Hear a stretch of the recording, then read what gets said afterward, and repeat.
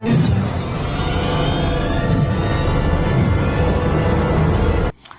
दोस्तों, स्वागत है आपका आपके YouTube चैनल बैंकर विशाल में। दोस्तों, आज की इस बैंकिंग एंड अवेयरनेस सीरीज में हम सीखेंगे म्यूचुअल फंड क्या होता है, म्यूचुअल फंड के कौन से प्रकार हैं, कौन से फंड्स होते हैं म्यूचुअल फंड में, उसके फायदे क्या हैं, और सबसे आखिरी बात जो है म्यूचुअल फंड कौन सी कंपनी जो है वो हमें चूज करनी चाहिए म्यूचुअल फंड खरीदने के लिए।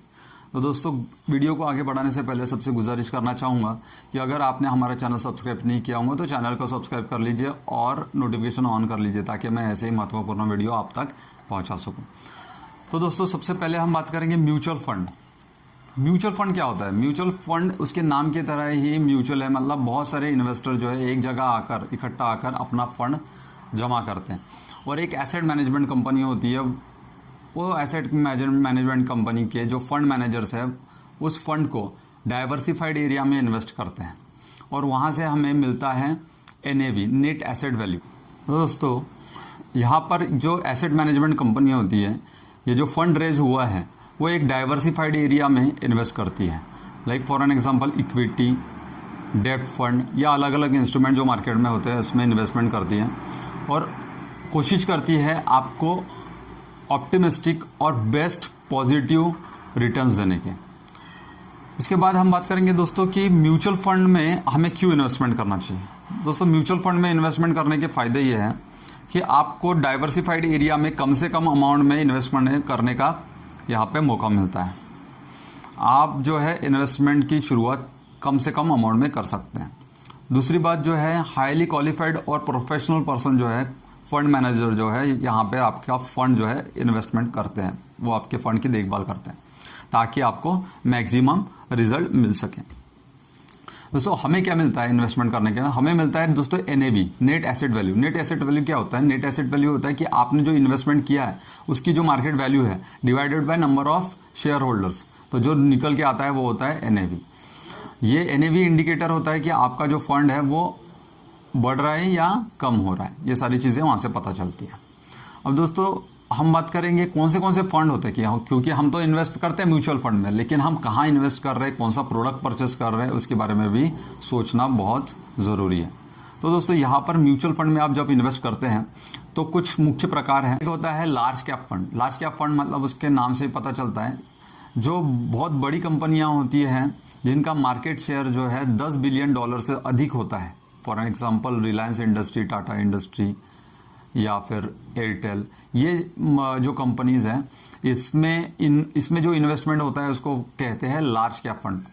ये जो फंड रेज किया है ये स्पेसिफिकली रेज किया जाता है लार्ज कैप फंड में इन्वेस्टमेंट करने के लिए। उसके तरह होता है मिड कैप फंड या और small cap fund. Small cap fund मतलब जिनका जो बिजनेस है, जिनका मार्केट शेयर जो है $2 बिलियन से कम है, उसको हम कहेंगे small cap fund.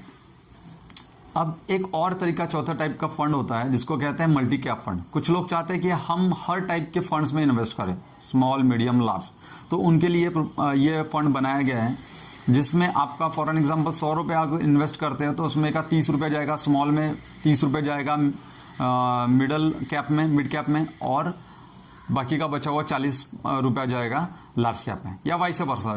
It depends upon your fund manager, वो कैसे इन्वेस्टमेंट करना चाहते हैं।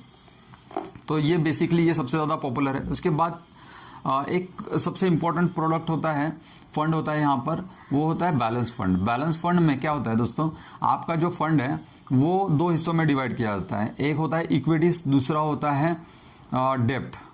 अब डेब्ट से क्या होता है, आपको एक रेगुलर इनकम मिलती है, फिक्स्ड इनकम मिलती है, तो यहाँ पे आपका रिस्क कम हो जाता है। बेसिकली ये रिस्क मिनिमाइज करने के लिए ये प्रोडक्ट लाया गया है। जो लोग रिस्क कम लेना चाहते हैं या फिर जो रिटायर्ड पर्सन है जो ज्यादा रिस्क नहीं लेना चाहते, उनके लिए ये बैलेंस फंड बेसिकली होता है। अब होता क्या है, यहाँ पे कुछ पोर्शन जो है जैसे 40-60 का रेशियो हो सकता है या 60-40, depends again on you and your fund manager, वो क्या चाहते हैं, कहाँ पे इन्वेस्टमेंट करना चाहते हैं। तो 40% हो गया आपका इन्वेस्टमेंट इक्विटीज के ऊपर। तो अगर आपकी इक्विटीज ने बहुत अच्छा परफॉर्म किया तो आपको अच्छा रिटर्न्स मिलेगा, अगर इक्विटीज में कम किया तो कम रिटर्न। लेकिन यहाँ पर आपका 60% जो डेब्ट में पड़ा है वो तो आपको फिक्स्ड इनकम देगा, इसलिए इसको कहते हैं बैलेंस फंड। मतलब ये इसको आपको लॉस में नहीं जाने देता है। उसके बाद एक होता है दोस्तों ग्लोबल फंड होता है। ग्लोबल फंड मतलब ऐसे इक्विटीज में इन्वेस्ट करना जो ग्लोबल लेवल पर ट्रेड होती है। उसके नाम से पता चलता है। उसके बाद होता है दोस्तों एक फिक्स्ड इनकम फंड होता है। फिक्स्ड इनकम फंड ऐसा फंड होता है जहां पर जो इन्वेस्टर चाहते हैं कि उनको एक रेगुलर इनकम उनको हासिल हो। बेसिकली यहाँ पे जो इन्वेस्टमेंट होता है वो हाई क्वालिटी कॉर्पोरेट बॉन्ड्स में या गवर्नमेंट सिक्योरिटीज में इन्वेस्टमेंट होता है, जहाँ पे आपको रेगुलर मंथली या क्वार्टरली इनकम मिलते रहती है दोस्तों। इसके बाद होता है एक money market fund. Money market fund जो है, यहाँ पे आपका जो पैसा है वो इन्वेस्ट किया जाता है मनी मार्केट में। मनी मार्केट के प्रोडक्ट्स होते हैं, इंस्ट्रूमेंट होते हैं दोस्तों।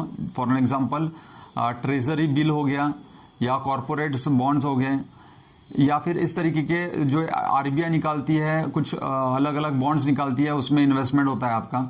तो ये सिक्योरिटीज परचेज की जाती है, यहाँ पे आपका इन्वेस्टमेंट होता है, और ये शॉर्ट टर्म सिक्योरिटीज होती है, और इसमें जो रिटर्न्स है वो भी काफी अच्छे मिलने के चांसेस होते हैं। तो दोस्तों ये सबसे ज्यादा पॉपुलर फंड्स हैं मार्केट में, और इनमें सबसे ज्यादा पॉपुलर है इक्विटी फंड्स। बेसिकली आम आदमी जो इन्वेस्ट करता है वो इक्विटीज में ही इन्वेस्ट करना चाहता है। अब दोस्तों ये फंड्स जो है बेसिकली मैंने आपको प्रकार बताए, उनके जो इन्वेस्टमेंट है उसके ऊपर इनके प्रकार यहाँ पर हमने देखे। अब बेसिकली जो कॉन्स्टिट्यूशनली अगर फंड्स के प्रकार अगर मैं हम देखें, यहाँ पे टाइप्स देखें, तो 3 टाइप के होते हैं। एक होता है ओपन एंड फंड, दूसरा होता है क्लोज एंड फंड्स, एंड तीसरा होता है इंड। दोस्तों अभी बात कर लेते हैं इनकम के बारे में। म्यूचुअल फंड से होने वाली इनकम। म्यूचुअल फंड से होने वाली इनकम जो है वो 2 तरीके की होती है। एक होता है डिविडेंड। आपने जो इक्विटीज में इन्वेस्ट किया है उसके ऊपर आपको डिविडेंड मिलता है। तो ये जो डिविडेंड मिलता है ये इक्वली डिस्ट्रीब्यूट किया जाता है सारे शेयर होल्डर्स के बीच में। तो जो एनईवी आपको मिलता है इसको छोड़कर आपको यहाँ पे मिलता है डिविडेंड। नेक्स्ट जो टाइप है वो है आपको यहाँ पर मिलेगा प्राइस एप्रिसिएशन, या जिसे कहते हैं कैपिटल गेन। आपने एनईवी जब परचेस करते हैं शुरुआत में ये होता है 10 रुपये जब उसका इंट्रोडक्शन होता है, लेकिन बाद में अगर ये 14 रुपये हो गया तो समझ लो आपको 4 रुपये यहाँ पर मिल गया है कैपिटल गेन। या फिर आपने 12 रुपये में खरीदा और अभी जो रेट चल रहा है वो 14 रुपये है वो फंड का, तो समझ लो आपको 2 रुपये यहाँ पर कैपिटल गेन मिल गया। तो इस 2 तरीके से आपको म्यूचुअल फंड में इनकम मिलती है। अब म्यूचुअल फंड में इन्वेस्टमेंट करते वक्त एक चीज बहुत ज्यादा इंपॉर्टेंट है दोस्तों, वो देख लीजिए। आप जिस म्यूचुअल फंड कंपनी से आप म्यूचुअल फंड परचेस करना चाहते हैं या इन्वेस्टमेंट करना चाहते हैं, वो कितना % आपसे जो है फीस लेती है। ये जो म्यूचुअल फंड कंपनीज होती है, एसेट मैनेजमेंट कंपनीज होती है, ये आपसे एक फीस लेती है। इसका फीस जो है 1 से 3% तक होता है। तो इन्वेस्टमेंट करने से पहले इसके बारे में भी आप जानकारी ले सकते हैं। अब दोस्तों बात कर लेते हैं कौन सी कंपनी में हमें इन्वेस्टमेंट करना चाहिए। दोस्तों स्पेसिफिकली तो कोई नहीं बता सकते कि कौन सी कंपनी अच्छी परफॉर्म करेंगी, लेकिन कुछ 4-5 चीजें जो बेसिक चीजें वो आप समझ लीजिए, जहां पर इन्वेस्टमेंट करने के पहले आपको ये देखना जरूरी है। सबसे पहले ये देखिए कि उनका जो बैक रिकॉर्ड कैसा है, मतलब उन्होंने जो पिछले फंड्स जो रेस किए हैं उसके ऊपर उन्होंने परफॉर्मेंस दिया है। दूसरी बात है मार्केट में रेपुटेशन कैसी है वो म्यूचुअल फंड कंपनी की। तीसरी चीज है मैनेजमेंट कैसा है, वहां के जो फंड मैनेजर्स है वो कहाँ से आए हैं, ये चीज भी आप पता कर सकते हो। चौथी चीज है जो कम से कम फीस लेते हो, मिनिमम फीस लेते हो या फीस ना लेते हो, ऐसी कंपनी देखिए ताकि आपको रिटर्न जो मिले उसमें कुछ नुकसान ना हो। पांचवी चीज ऐसी कंपनी देखिए जो मैक्सिमम एसेट खरीद चुकी हो और रिटर्न अच्छा दे रहे हो, और जो है कैश होल्डिंग वो कम से कम रखे, क्योंकि कैश होल्डिंग अगर ज्यादा रखते हैं तो आपको अगेन रिटर्न जो है कम मिलेंगे। तो बेसिकली दोस्तों ये कुछ 4-5 चीजें आपको ध्यान रखनी है म्यूचुअल फंड परचेस करने के पहले। वीडियो में इतना ही, आशा करता हूँ आपको कुछ ना कुछ सीखने को मिला होगा। जय हिंद, जय भारत।